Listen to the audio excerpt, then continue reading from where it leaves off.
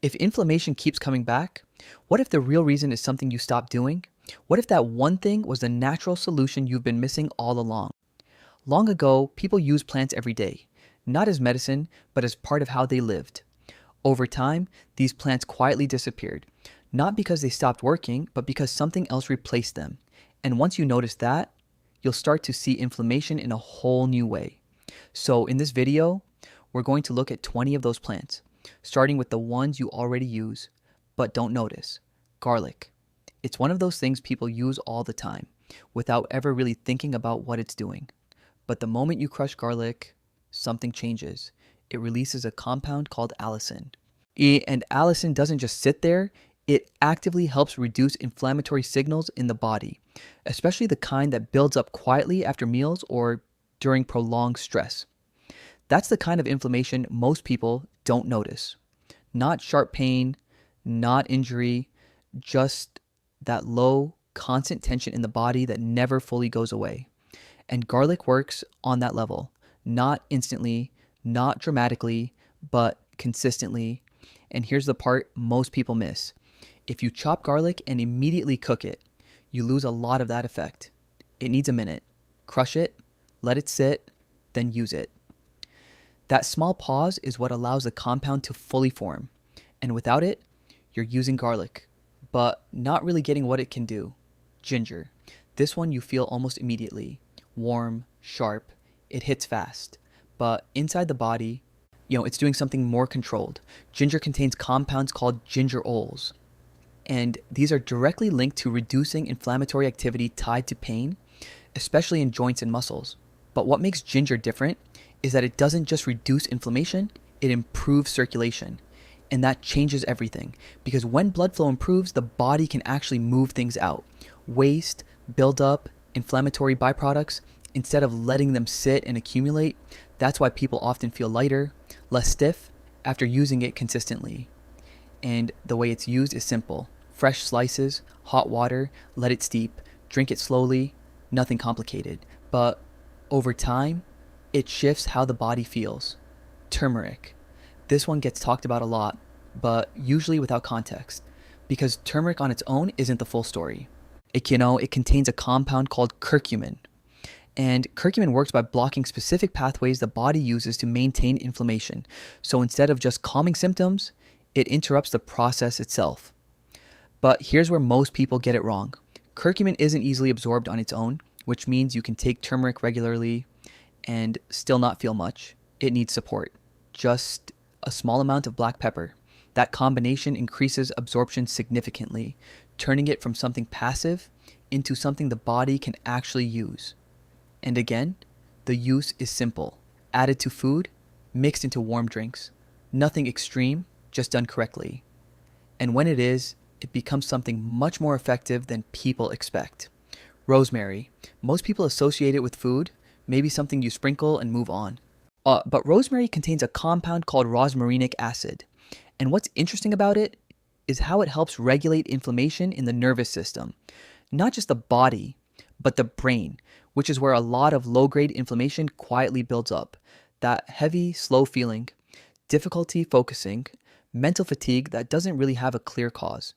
Rosemary works on that level, not aggressively, but steadily. And the way it's used is simple. Fresh leaves, hot water, let it steep. Even the smell tells you something is happening. Subtle, but real.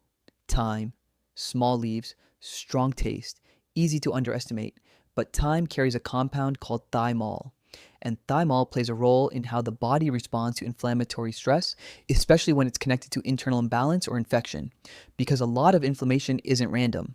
It's the body reacting to something it's trying to deal with. And thyme supports that process. Not by forcing anything, but by helping the system respond more efficiently. And again, the use is simple. Tea, food, small amounts, repeated, not occasional. Basil. This one feels almost too simple to matter, but basil contains a compound called eugenol. And eugenol helps regulate how the body responds to stress, particularly through cortisol. And that's important, because when cortisol stays elevated, inflammation tends to follow. Not immediately, but gradually. And that's the kind people struggle to trace. Basil helps interrupt that cycle, gently, consistently, used fresh, added to meals, sometimes brewed as tea, nothing complicated. But when you look at what it's doing, it's more than just a garnish. And this is where things start to feel different because not everything that helps the body feels easy. Bitter melon, even the name tells you what to expect. Sharp, bitter, not something you naturally reach for. But bitter melon contains compounds like charantin, and what they Sunda. do is help regulate inflammatory stress that builds up when the body is under metabolic pressure, especially when things aren't being processed properly. And that's more common than people think because inflammation doesn't always come from injury. Sometimes it comes from overload, too much sitting too long, not being cleared. Bitter melon works on that level, usually as tea or lightly cooked, not comfortable, but effective. Fenugreek. This one is quieter. You might not notice it immediately. But fenugreek contains compounds called saponins, and these help slow down internal processes that can trigger inflammation, especially those connected to digestion, because every time the body struggles to break something down, it creates friction. And over time, that friction becomes inflammation. Fenugreek helps reduce that, not by stopping digestion, but by making it smoother, more controlled, used soaked, or added to food. Simple, but something that works in the background. Dandelion. Most people don't even consider this one. It's treated like a weed, something you remove, but dandelion contains compounds like terexakin and these support liver function, and the liver plays a central role in inflammation because it's responsible for filtering, processing, clearing what the body doesn't need. All when that system slows down, things start to build, and inflammation is often the result. Dandelion supports that clearing process. Leaves, roots, tea, nothing complicated, just ignored. Aloe, usually associated with the surface, skin, burns, irritation. But inside the body, aloe behaves differently. It contains polysaccharides, and these help calm inflammation in the digestive system. And that's a key area because a lot of inflammation starts there, quietly, without obvious symptoms at first. Aloe works internally, helping reduce irritation before it spreads. Used in small amounts, fresh gel, prepared carefully, not excessive, just enough. Mustard, small seeds, easy to overlook, but mustard contains compounds called glucosinolates, and these help stimulate internal activity, and that matters. Because inflammation often builds where things slow down, where there's stagnation, where the body isn't moving things through efficiently. Mustard helps change that, not aggressively, but enough to keep the system active. Used in small amounts, ground, added to meals, subtle, but it shifts something. And this is where the pattern becomes harder to ignore. These aren't the most comfortable options. They're not the easiest. They require intention. And maybe that's why they faded out of everyday use. Because they don't feel like something you casually add. They feel like something you choose, and that difference is where the impact starts to change. These plants aren't just about daily convenience, they're the deep healers, the ones you turn to when you want to go beyond surface level relief. They require a little more intention, just a little more effort. But if you're looking for true healing, these are the ones that work where it matters most. Clove. It's a spice, sure, but it's also so much more. Eugenol. That's a compound in clove that helps fight inflammation. It works on your joints, on your nerves, not quickly, not dramatically, but steadily. It's subtle, like a whisper in the background. Here's the thing most people miss. Clove works by improving circulation. It moves waste out of your system, clearing that buildup that causes inflammation. Slowly, quietly. You won't feel it immediately, but over time, you will notice the difference. So use it in oil, in tea, just a little, and you'll feel it. It's simple, but effective. Cinnamon. Cinnamon. You probably use it every day, right? One in your coffee, on your oatmeal. But cinnamon isn't just a flavor enhancer. Inside, it's working wonders. It contains cinnamaldehyde. That compound reduces oxidative stress. And oxidative stress is one of the major triggers of inflammation. But it doesn't stop there. Cinnamon also stabilizes your blood sugar. Think about it. When your blood sugar spikes, inflammation follows. Cinnamon helps prevent that. It's simple. A pinch in your meals or tea. But it does more than just balance blood sugar. Cinnamon boosts circulation. It helps detoxify the body. And here's the thing. Cinnamon isn't about instant relief. It works over time, slowly but steadily. So, sprinkle it every day, and you'll start to feel the difference. Hibiscus. Most of us think of hibiscus as just a pretty flower, but don't be fooled. While it's a powerhouse when it comes to inflammation, packed with anthocyanins, antioxidants that fight oxidative damage. And oxidative damage, it's a leading cause of inflammation in your body. But hibiscus doesn't just stop there. It helps your liver too. The liver filters out toxins. When it's sluggish, toxins build up and you know what happens next. Inflammation. Hibiscus keeps the liver active. It helps your body clear waste before it leads to more inflammation. And it's so easy to use. Brew it into a refreshing tea. Add a little honey or mint. Nothing complicated, but it makes a difference.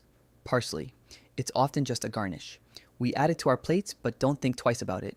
But parsley, it's packed with apigenin, a flavonoid that reduces inflammation, especially in your digestive system and kidneys. Did you know that most of your inflammation starts here, right in the digestive system? When your body isn't digesting properly, when your kidneys aren't filtering out toxins, that's when inflammation takes hold. But parsley helps keep everything moving smoothly. It helps clear the path. And the best part, it's easy. Add it to your meals, throw it in your smoothies, or brew it into tea. Simple, but effective. Saffron. You may think of saffron as just a luxury spice, but inside your body, it's a powerhouse. It contains crocin, a compound that fights inflammation in the nervous system. Mental inflammation is a real thing. You can't always see it, but it's there. When your mind is stressed, inflammation builds up. Saffron helps calm that. It boosts mood. It enhances cognitive function. A few strands in your warm tea or water, a little goes a long way. And the difference? It's huge. Nettle.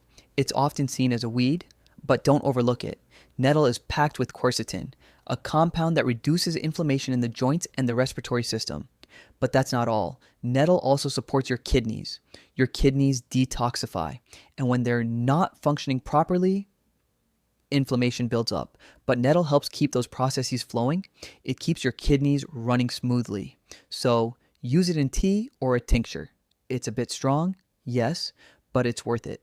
Nettle helps clear the path for less inflammation, a powerful ally in your fight. These plants are different. They require intention. You don't just toss them into your day without thinking, you choose them. And that choice makes all the difference. They don't just target inflammation on the surface, they go deeper. They heal from the inside. And over time, you'll see the impact. Black seed, Nigella sativa. You may have heard of black seed, also known as Nigella sativa, but it's one of those plants that doesn't get nearly as much attention as it should. The compound thymoquinone found in black seed is a powerful anti-inflammatory, but it doesn't just sit on the surface. This plant works deeply, especially in the lungs and digestive system, reducing inflammation caused by stress or poor digestion.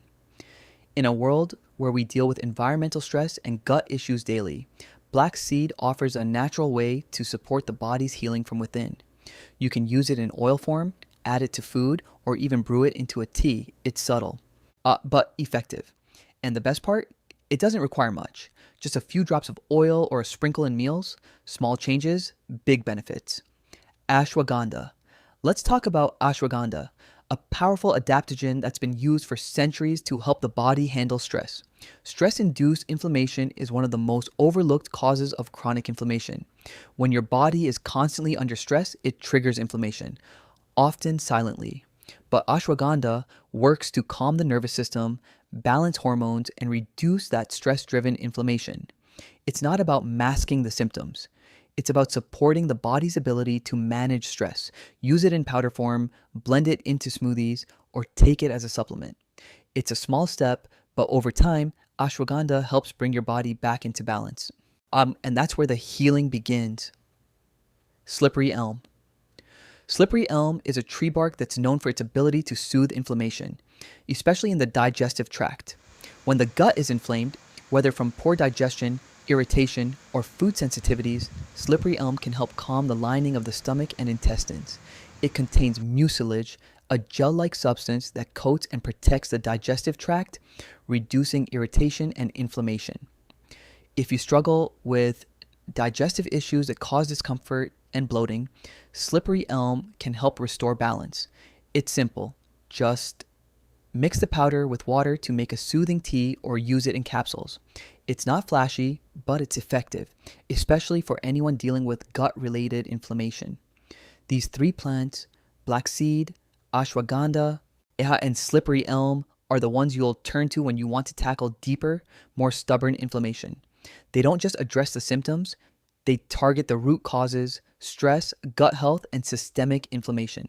And here's the thing about these plants: they don't demand much, just a little daily intention, and in time, you'll see how much they can change the way your body handles inflammation. We've now covered 20 plants, each with its own unique way of addressing inflammation. These final three were chosen specifically because they go deeper.